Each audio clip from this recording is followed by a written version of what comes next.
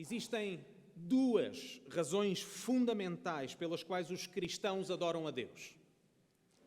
Em primeiro lugar, porque é justo que Deus seja adorado. Deus é o Criador e o sustentador de todas as coisas e por isso esse é um direito que lhe pertence. Ele tem o direito de ser adorado e de ser obedecido. Ele tem o direito, porque é Deus, de determinar a razão e o propósito de todas as coisas. Ele tem o direito de dar significado a todas as coisas, porque todas as coisas são dele. Diz-nos a Bíblia que Deus criou os seres humanos à sua imagem, ou seja, que Deus nos criou para sermos um reflexo da sua pessoa e do seu caráter. Essa foi a razão pela qual nós fomos criados. Essa é a nossa missão na criação. Mas esta razão e este privilégio tornam-se também o principal problema. Embora Deus tenha o direito de ser adorado, de ser obedecido, embora nós até possamos reconhecer o direito de Deus em ser obedecido, o facto é que nenhum mero homem na história da humanidade alguma vez o conseguiu de forma perfeita. A Bíblia diz-nos, em Romanos 3, 23, todos pecaram e destituídos estão da glória de Deus. Temos este problema sem aparente solução. Por um lado, um Deus perfeito e justo, que requer que nós sejamos o reflexo da sua pessoa, que requer a sua obediência, mas por outro lado, uma humanidade imperfeita, uma humanidade rebelde, uma humanidade pecadora, merecedores da reprovação e condenação de um Deus que é um Deus não apenas perfeito, mas é um Deus justo. Começamos com este reconhecimento difícil de que no tribunal divino não existem pessoas inocentes. Todos somos declarados culpados. Porque, em primeiro lugar, a culpa é real.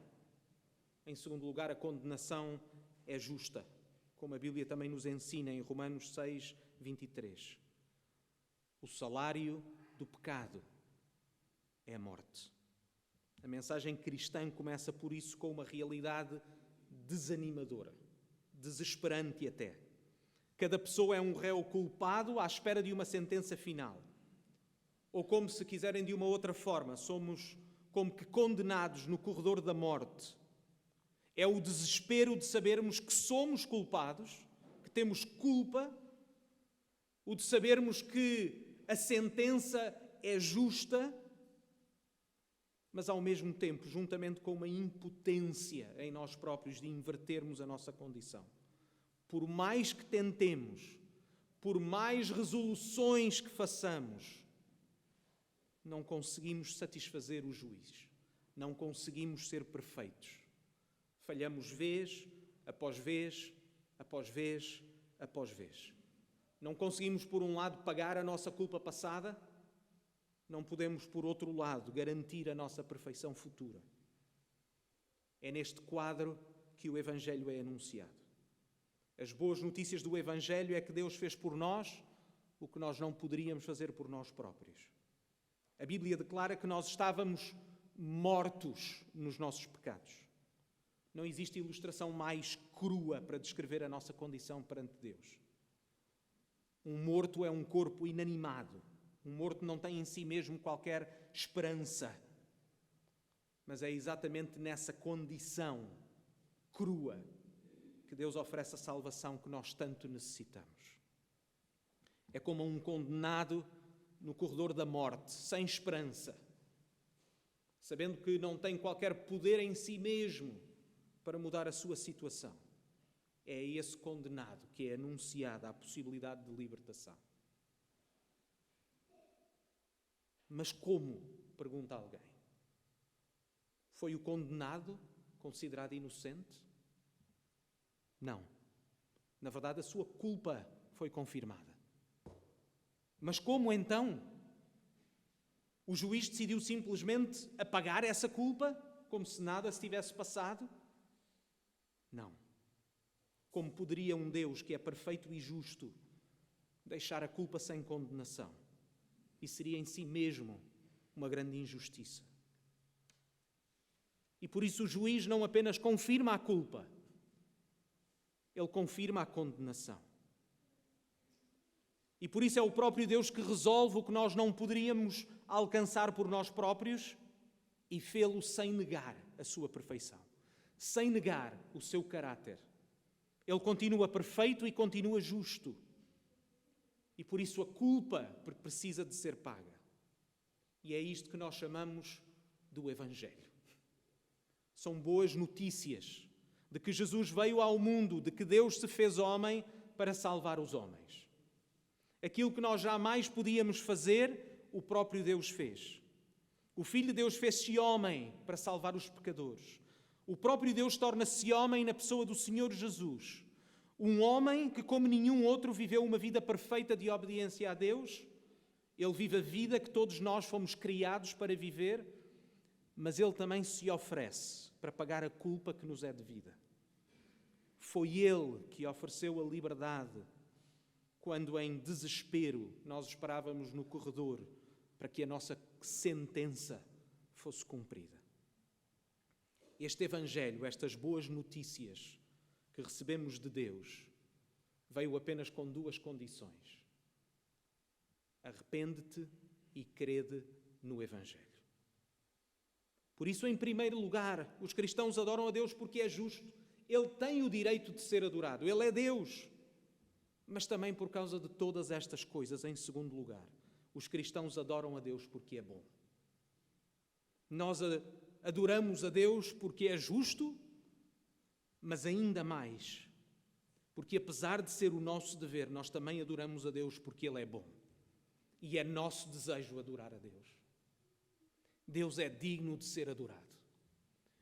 Um Deus perfeito e justo, mas também um Deus de amor e de misericórdia, é digno do nosso louvor e da nossa adoração.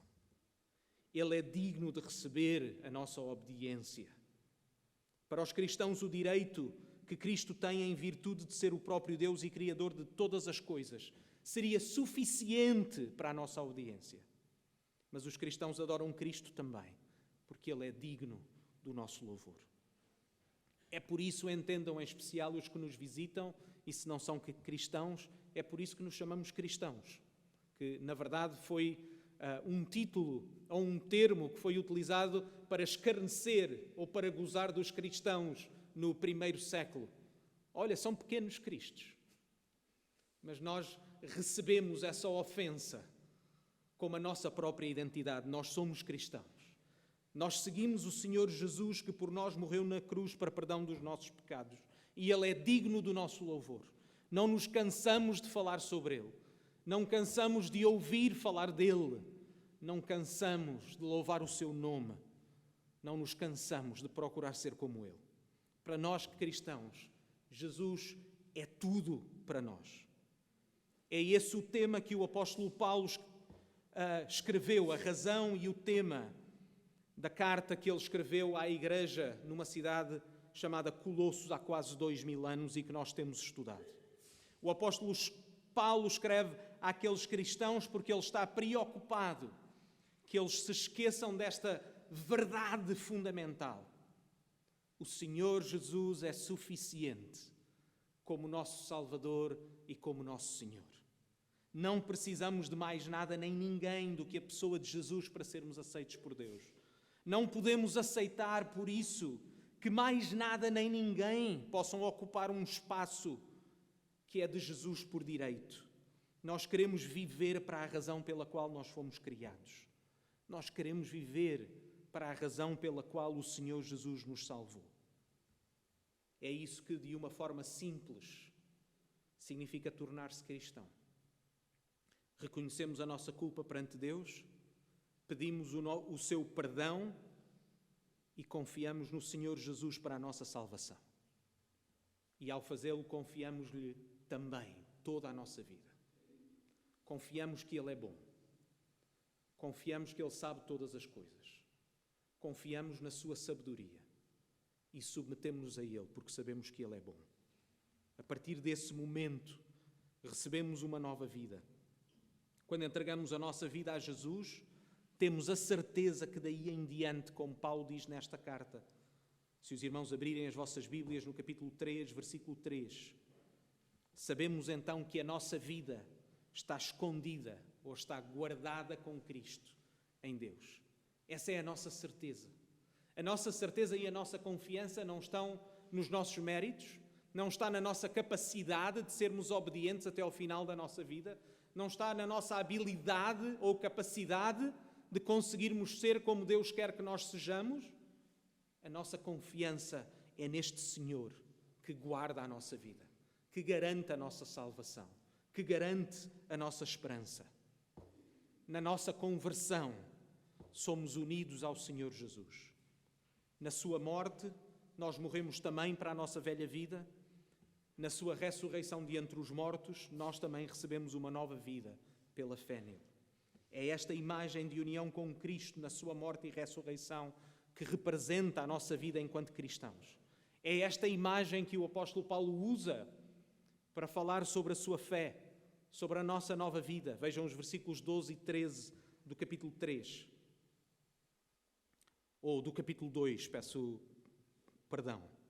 Fala-nos sobre esta comparação com o batismo, o mergulho nas águas, e diz-nos: sepultados com ele no batismo, nele também ressuscitastes pela fé no poder de Deus que o ressuscitou dos mortos. Não é simplesmente a morte para uma velha vida e a ressurreição para uma nova vida, é de que essa morte e essa vida estão intrinsecamente ligadas à do Senhor Jesus. Na sua morte nós morremos também, é por isso que o texto nos diz que fomos sepultados com ele. Na sua vida nós também temos uma nova vida. E o versículo 13 diz: e quando vós estáveis mortos nos pecados e na incircuncisão da vossa carne, foi ele, não nós, que vos vivificou juntamente com ele, perdoando-vos todas as ofensas. É por isso, entendam, que nesta nova vida, Jesus é tudo para nós. Esta é a base da ética cristã. Jesus é o padrão pelo qual nós sabemos quem somos. Mas Jesus é também o padrão pelo qual nós podemos saber o que Deus espera de nós. É através dele que nós sabemos o que é bom e o que é mau, o que é certo e o que é errado. É por isso que a conversão a Jesus significa que nós deixamos de viver da forma como nós vivíamos antes. Vejam como Paulo descreve, dos versículos 5 a 11 do capítulo 13. Mais uma vez vamos ler este texto, que nós já pensámos um pouco sobre ele, mas vejam mais uma vez. Ele fala sobre esta morte e ressurreição de uma forma prática. E diz-nos: mortificai, pois, Colossenses 3, 5 e seguintes. Mortificai, pois, os vossos membros que estão sobre a terra. A prostituição, a impureza, o apetite desordenado, a vil concupiscência e a avareza, que é a idolatria. Pelas quais coisas vem a ira de Deus sobre os filhos da desobediência, nos quais também em outro tempo andastes, quando vivíeis nelas. Mas agora, despojai-vos também de tudo, da ira, da cólera, da malícia, da maldicência, das palavras torpes da vossa boca. Não mintais uns aos outros, pois que já vos despistes do velho homem, com os seus feitos, e vos vestistes do novo, que se renova para o conhecimento segundo a imagem daquele que o criou. Onde não há grego nem judeu, circuncisão nem incircuncisão, bárbaro, cita, servo ou livre, mas Cristo é tudo, em todos. É esta verdade de Cristo ser tudo para os cristãos. E por isso a nossa fé transforma radicalmente a nossa vida. Transforma os nossos relacionamentos em primeiro lugar, porque recebemos uma nova família. Sermos adotados pelo próprio Deus significa que recebemos irmãos e irmãs. A razão é que, quando nós somos unidos a Jesus, o verdadeiro Filho de Deus, nós somos adotados nesta família. É por isso que os cristãos têm a prática milenar de se tratarem por irmão e irmã. Porque realmente somos uma nova família em Jesus. E isso muda os relacionamentos, a forma como nos relacionamos uns com os outros, com os nossos irmãos. É por isso que nós lemos em Colossenses 3, dos versículos 12 a 16, não é apenas acerca das coisas que nós já não fazemos, não tem a ver apenas com as coisas, utilizando esta ilustração que Paulo usa, não tem apenas com despir-nos do velho homem, mas também vestirmos-nos desta nossa nova identidade. E por isso, versículo 12, revesti-vos, pois, como eleitos de Deus, santos e amados. Vejam esta nova identidade que se traduz e se evidencia de forma prática na forma como nós vivemos. Não mais é a ira, ou a cólera, ou a maledicência, ou a impureza, mas é o quê? É revesti-vos, pois, como eleitos de Deus, santos e amados, de entranhas de misericórdia, de benignidade, de humildade, mansidão, longanimidade, suportando-vos uns aos outros e perdoando-vos uns aos outros, se algum tiver queixa contra o outro. Assim como Cristo vos perdoou, assim fazei vós também. E sobre tudo isto, revesti-vos da caridade ou do amor, que é o vínculo da perfeição. E a paz de Deus, para a qual também fostes chamados, em um corpo, domina em vossos corações e sede agradecidos. A palavra de Cristo habita em vós abundantemente, em toda a sabedoria, ensinando-vos e admoestando-vos uns aos outros com salmos, hinos e cânticos espirituais, cantando ao Senhor com graça em vosso coração. E conclui desta forma, vejam o versículo 17, que é o princípio fundamental para a nossa vida. E quanto fizeres, por palavras ou por obras, fazei tudo em nome do Senhor Jesus, dando por Ele graças a Deus Pai. Este é o princípio que controla a vida dos cristãos. Fazemos tudo em nome de Jesus. É isto que significa ser um discípulo de Jesus. Significa seguir Jesus e obedecer-lhe em todas as coisas. Significa querer ser como Ele em todas as coisas. Significa que o queremos honrar em todas as coisas. Significa que estamos preocupados com a sua reputação. Significa que reconhecemos que aquilo que nós fazemos, o fazemos em representação do Senhor Jesus. É por isso que nós também oramos em nome de Jesus. Nós fazemos todas as coisas, seja por palavra ou seja por ação, tendo a reputação do Senhor Jesus e em sua representação. É isto que a Igreja, o povo de Deus, deseja ser. A Igreja deseja ser um reflexo do caráter de Deus. As virtudes cristãs que o próprio apóstolo Paulo menciona são ou não virtudes que são atribuídas ao próprio Deus ao longo das Escrituras. Quantas passagens falam acerca da compaixão do nosso Deus, da sua misericórdia, da sua benignidade, da sua longanimidade. Quando pensamos no Senhor Jesus, pensamos na sua mansidão, pensamos na sua humildade. É por isso que a nossa identidade, a nossa nova identidade, a nossa nova pessoa é definida por Ele. Porque Ele criou-nos para Ele. Ele é a referência do que significa ser humano. E ao mesmo tempo Ele tem a autoridade sobre as nossas vidas. Não é possível receber Jesus como nosso Salvador e não o receber como Senhor. Porque Ele salvou-nos para isso mesmo, para vivermos para Ele. Mas a nossa conversão também transforma a forma como nós entendemos e vivemos as outras esferas e áreas da nossa vida. Não apenas transforma a vida da Igreja, a vida do povo de Deus, transforma também a forma como nos relacionamos, por exemplo, ao nível familiar. Vejam os versículos 18 e seguinte, onde Paulo continua a aplicar esta nova vida e as características desta nova vida, não apenas na área da Igreja, mas na área da família. Até ao versículo 1, capítulo 4. Vós, mulheres, estáis sujeitas ao vosso próprio marido, como convém no Senhor. Vós, maridos, amai a vossa mulher, e não vos irriteis contra ela. Vós, filhos, obedecei em tudo a vossos pais, porque isto é agradável ao Senhor. Vós, pais, não irriteis a vossos filhos, para que não percam o ânimo. Vós, servos, obedecei em tudo a vosso Senhor segundo a carne, não servindo só na aparência, como para agradar aos homens, mas em simplicidade de coração, temendo a Deus.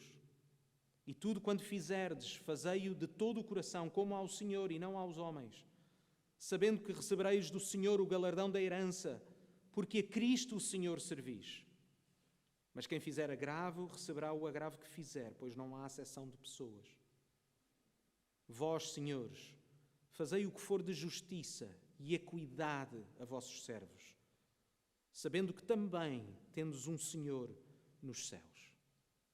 É interessante porque nesta carta Paulo apresenta estas responsabilidades de uma forma diferente, como por exemplo ele apresenta quando escreve a carta aos Efésios. Neste caso ele escreve de forma mais resumida e não nos dá as razões para estas exortações. Mas os irmãos depois em casa podem ler Efésios 5, o final do capítulo 5 e início do capítulo 6 da carta de Paulo aos Efésios, para entenderem melhor o porquê destas exortações. Porquê que as coisas devem ser assim. Mas o que é central nestas exortações é a razão que os move nos seus relacionamentos familiares. A pergunta mais importante deste texto, nesta lista de deveres e responsabilidades, é esta: porquê? Porquê que eles se devem comportar desta forma? Porquê que eles se devem relacionar desta forma? Uma das características, devemos notar e devemos reconhecer, uma das características mais comuns nos relacionamentos deste mundo, o padrão é que as pessoas procuram que os relacionamentos se ajustem a si próprias. É ou não é verdade? O mais comum é que o relacionamento de alguém com outra pessoa seja um mero reflexo das pessoas que o compõem. A nossa tentação é relacionar-nos como se tudo fosse acerca de nós próprios. E mais uma vez Paulo está a inverter essa ideia, porque agora temos uma nova vida em Jesus. Porque neste contexto, neste tipo de relacionamentos onde tudo tem a ver connosco, a tentação é de podermos ver Jesus como um meio para a nossa felicidade. Um mero meio. Em vez de Ele ser o Senhor, tornamos-nos nós os mestres e Jesus uma espécie de gênio da lâmpada. Alguma vez sentiram isso nas vossas vidas? Alguma vez reconheceram essa tentação, mesmo nas nossas orações? Que nós podemos passar o nosso tempo a pedir coisas a Deus? Dá-me isto, dá-me aquilo, dá-me aquele outro, dá-me mais isto e mais isto e mais isto. Neste mundo as pessoas dizem, por exemplo, que se casam para ser felizes. As pessoas dizem que amam o outro, quando de facto o que querem dizer é que veem no outro a possibilidade de satisfazer os seus desejos. É só por isso que é possível alguém dizer que já não ama alguém. Antigamente amava e agora diz, já não quero estar casado porque já não amo. Porquê? Porque esse amor nunca teve nada a ver com a outra pessoa. Teve sempre a ver consigo próprio. O que significa que já não amo é porque o outro já não o satisfaz. Mas como começamos esta pregação, precisamos lembrar que Deus é o Criador de todas as coisas. Ele tem o direito porque é Deus. Ele tem o direito porque Ele criou, de determinar a razão e o propósito de todas as coisas. Ele tem o direito de dar significado a todas as coisas. E o casamento não é exceção. O casamento foi criado por Deus. Foi Deus, como lemos no livro de Gênesis, que criou o homem e a mulher à sua imagem. E quem é que criou o próprio casamento? Quem é que uniu o próprio homem e a própria mulher? O próprio Deus. O casamento não foi uma invenção humana, foi Deus que o criou e com um propósito. Estas ordens não são ordens e não são deveres aleatórios, mas como os irmãos podem ler em casa, em Efésios 3, 5, 31, a certa altura dá os deveres, diz o padrão e depois afirma isto: por isso deixará o homem o seu pai e a sua mãe e se unirá à sua mulher e serão os dois uma só carne. Paulo cita a própria criação. Paulo cita o próprio livro de Gênesis para dizer: foi assim que Deus criou o casamento, com um propósito. E Paulo referia-se ao relacionamento entre Cristo e a sua igreja. O casamento, de acordo com os planos de Deus, foi criado para representar alguma coisa que é maior do que nós. É mais do que um reflexo de nós próprios, mas sim um reflexo daquilo que Deus criou. Qual então o padrão para a família, de acordo com este texto? Continua a ser Jesus. Não nos deixemos distrair, queridos irmãos. Vejam aquilo que é essencial neste texto. Porquê é que eles devem viver desta forma? Vejam a insistência de Paulo. Vejam como Paulo, de certa maneira, está sempre, como nós costumamos dizer, a carregar na mesma tecla. Vejam o versículo 18. Porquê? Como convém no Senhor. E notem, irmãos, quando o Novo Testamento utiliza a palavra Senhor, refere-se a quem? Ao Senhor Jesus. Porquê que nos comportamos como comportamos? Versículo 18, como convém no Senhor. Versículo 20, porque isto é agradável ao Senhor. Versículo 22, temendo a Deus. Versículo 23, e tudo quanto fizeres, fazei-o de todo o coração, como ao Senhor, e não aos homens, sabendo que recebereis do Senhor o galardão da herança, porque a Cristo, o Senhor, servis. Versículo 1, capítulo 4. Sabendo que também tendes um Senhor nos céus. Na economia divina todos ocupam e desempenham a sua função e a sua responsabilidade. Fazemos todas as coisas tendo Jesus como o nosso padrão. Jesus é a medida também dos nossos relacionamentos familiares. Jesus é a medida de todas as coisas. Os relacionamentos familiares não devem ser relacionamentos egoístas, nos quais as várias partes procuram o melhor para si. Alguma vez reconheceram isto? Que o casamento passa a ser uma luta com maior ou menor batalha, com maior ou menor acordo, mas de duas partes que procuram satisfação pessoal e negociam entre si. Queixam-se quando não recebem o que querem e procuram sempre satisfação pessoal. Esta não é a medida de um casamento cristão. Uma família deve ser como uma equipa de remo, na qual os atletas remam todos com o mesmo fim, cada um ocupando as suas funções e cujo ritmo é determinado por Deus. Cada um ocupa a sua função, mas onde todos reconhecem que existe um Rei, o Senhor Jesus. A medida não somos nós. Não vivemos como um mero reflexo dos nossos desejos, não queremos viver como um mero reflexo da nossa personalidade, mas submetemos-nos e confiamos no design divino. Na conversão a Cristo, nós não dizemos mais eu quero ser feliz. Nós dizemos em vez disso, a minha felicidade está em fazer a vontade do Senhor Jesus. Esta é a nossa vontade. Esta é a nossa alegria. É por isso que, embora possa parecer surpreendente para alguns, logo de seguida a estas exortações, o que é que Paulo fala? Versículo 2. Paulo fala sobre a oração. O apóstolo Paulo não está a mudar de tema, por assim dizer. Ele já tinha afirmado que Cristo é tudo para os cristãos. Ele dá orientações acerca de como os cristãos devem viver de acordo com a sua nova vida, onde o princípio, mais uma vez, é Colossenses 3,17. E quanto fizerdes por palavras ou por obras, fazei tudo em nome do Senhor Jesus, dando por ele graças ao Pai. O cristão, em todas as esferas da sua vida, procura submeter-se àquele a quem deve todas as coisas, porque sabemos que ele é bom. E é exatamente porque sabemos que ele é bom. É exatamente porque nós sabemos que tudo o que somos e tudo o que temos nós devemos a Deus, que os cristãos oram. E oram constantemente. Qual é a melhor forma de terminar uma série de exortações acerca da nossa vida em Cristo? É orar.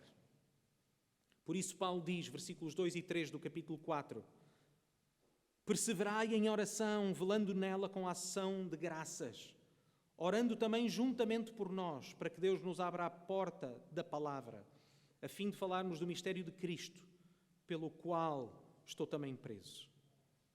Lembram-se, irmãos, como é que Paulo tinha começado esta carta, depois de os saudar? Paulo tinha começado esta carta como? Em oração. Em oração de ação de graças. Em oração de intercessão. Porque a oração é isto mesmo, é a atitude permanente do cristão. No reconhecimento que nós vivemos para Deus. No reconhecimento que nós vivemos em dependência dEle. Como Paulo diz, perseveramos em oração. É uma atitude contínua. É algo que fazemos permanentemente.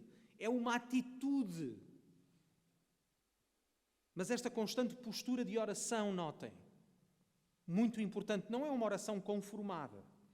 Não é uma atitude de servos resignados à sua condição de inferioridade. Ok, nós agora reconhecemos que Deus é Deus e que nós somos criaturas.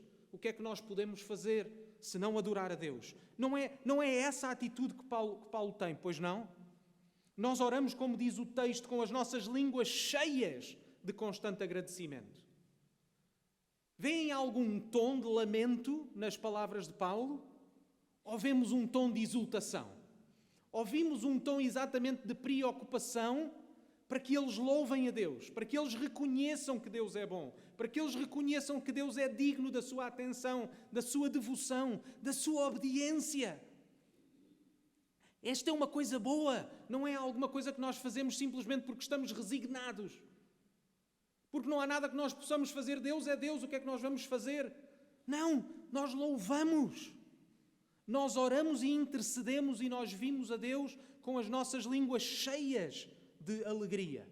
As nossas orações são elevadas a Deus com este agradecimento, porque nós sabemos que o nosso Deus é bom e cuida dos seus filhos, porque nós sabemos que o nosso Deus é um Deus de amor.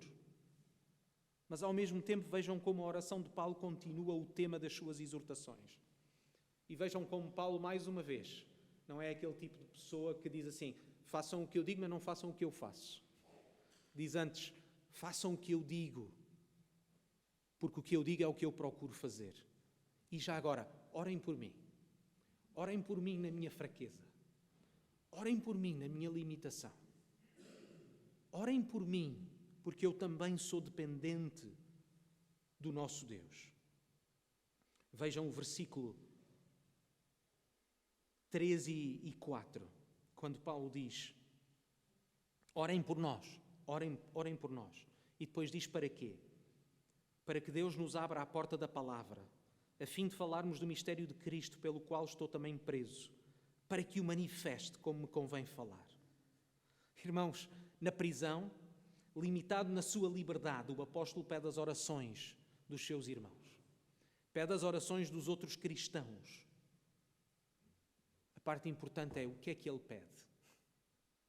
Por que é que ele quer que os irmãos orem por ele? Ele pede que as portas sejam abertas. Mas a sua principal preocupação não são as portas dos calabouços daquela prisão. É a porta da palavra. Mais do que a sua liberdade física, Paulo deseja que o nome de Jesus seja conhecido. Paulo quer portas abertas para a mensagem do Evangelho. Jesus é tão digno, tão excelente e tão suficiente, que ele pode estar preso e limitado, mas tudo o que ele quer é que a mensagem seja livremente anunciada. Porque o que importa para Paulo não é pregar-se a si mesmo, mas é pregar Jesus. Porque ele sim é a salvação. Paulo quer coragem para abrir a sua boca em testemunho do seu Senhor que deu a sua vida por ele. Paulo quer esta coragem para falar deste Senhor que oferece salvação a todos os que creem. Esta é a missão da sua vida, mas é também o desejo mais íntimo do seu coração. Jesus é digno da sua devoção, a ponto de estar preso por esta mensagem. Mas a sua preocupação é: orem por nós. Orem por nós, para que este Evangelho possa continuar a ser anunciado. Orem para que esta palavra, no meio da minha prisão, possa ter portas abertas. Portas abertas para ser anunciada e para ser recebida. Não parece um servo resignado, pois não? É um servo alegre. É um servo que reconhece as suas fraquezas, que vive na dependência do seu Deus. Orem por mim, pede Paulo. Orem por mim. Orem para que a minha fraqueza não coloque em causa a minha missão. Orem para que a minha fraqueza não coloque em causa a razão da minha vida. Orem para que a minha fraqueza não coloque em causa o maior desejo do meu coração, de ver o Senhor Jesus conhecido. Finalmente, duas últimas exortações, que são como que o toque ou a nota final das exortações de Paulo. Versículos 5 e 6. Andai com sabedoria para com os que estão de fora, remindo o tempo. A vossa palavra seja sempre agradável, temperada com sal, para que saibais como vos convém responder a cada um. Bem, irmãos, Paulo não mudou de assunto, pois não. As suas exortações continuam as mesmas, as preocupações as mesmas. Como podemos então viver a vida que Deus nos deu com conhecimento e com sabedoria? Tal como Paulo pede orações por si mesmo para que o nome de Jesus seja conhecido, mesmo ele estando preso, ele também exorta os seus irmãos, ele também exorta os outros cristãos em Colossos a fazer o mesmo. Ele está preso, eles estão livres, mas o desejo é o mesmo, ver o nome de Jesus conhecido. Eles devem ser sábios, eles devem utilizar o seu tempo bem, a sua vida. Eles próprios estão unidos no mesmo propósito, numa mesma missão.